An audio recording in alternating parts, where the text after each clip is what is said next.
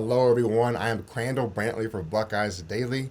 Your Buckeyes now have their new offensive coordinator and a former NFL head coach.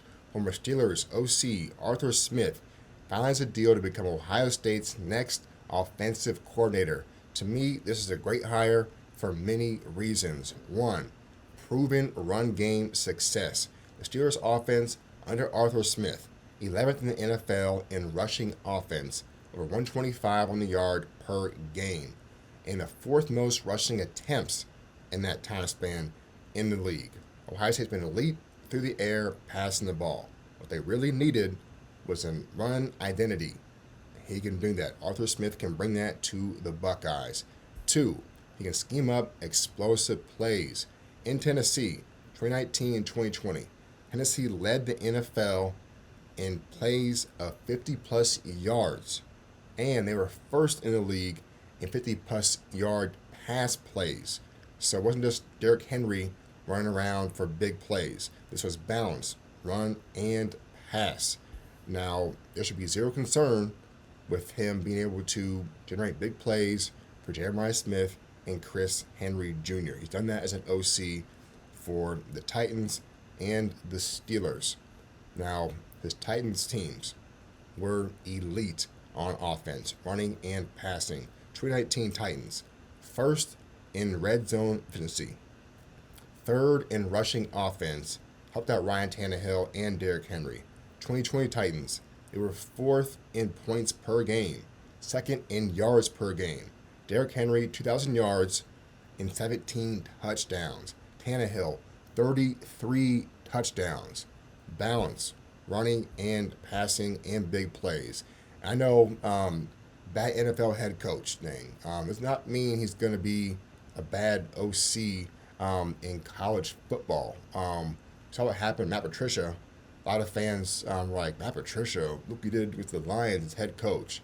Now no Ohio State fans are complaining about Matt Patricia. And OC's offense is already elite. I think he's going to be a great offensive coordinator hire for Ohio State. If he was truly a bad coach in the NFL, the Eagles and other teams would not have wanted him as their OC in this current coaching cycle.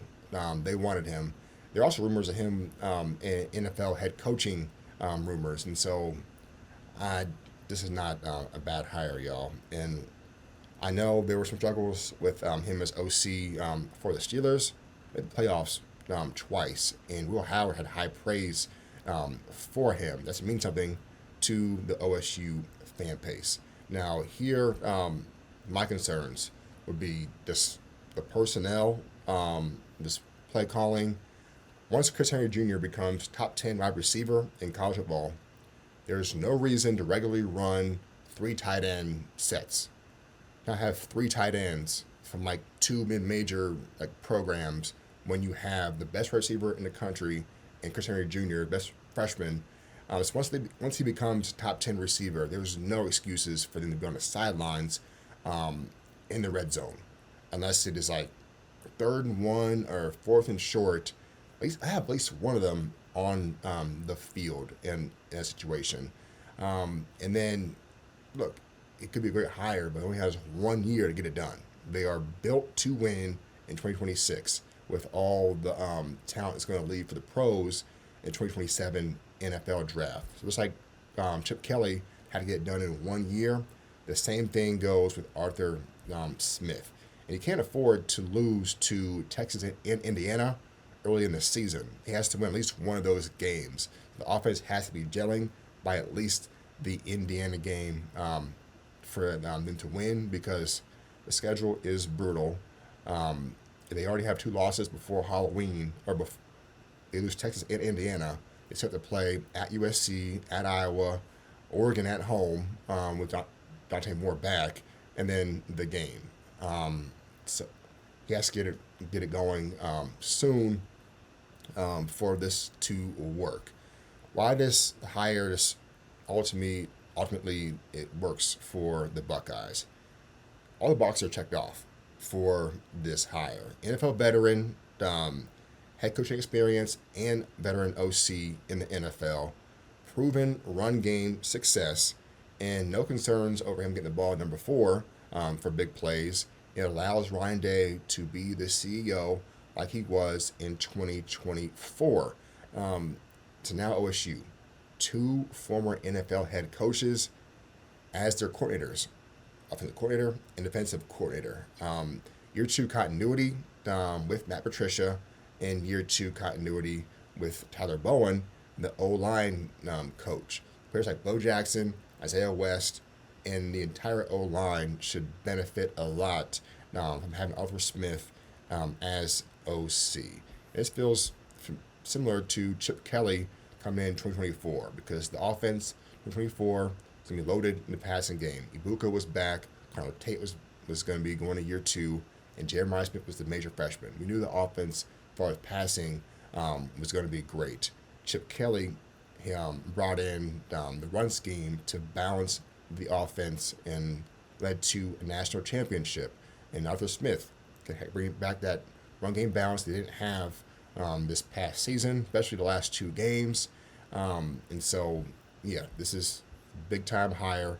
Analysts once said that Ohio State was primed to win in 2026, not 2025. And that seems even more realistic now with this hire from the win in 2026. The talent is there, the coaching staff is set, and now the NIL might be booming with this OC hire. Rest in peace to Arthur Smith's father. But if Arthur Smith were to ever choose to donate even 1% of his father's net worth toward OSU's NIL funding, OSU will be set and not have to worry about trying to outbid for 5 stars moving forward. Texas, Oregon, Indiana, SEC schools, if OSU want to bid, they could do that if that 1% of that money went to Ohio State's NIL.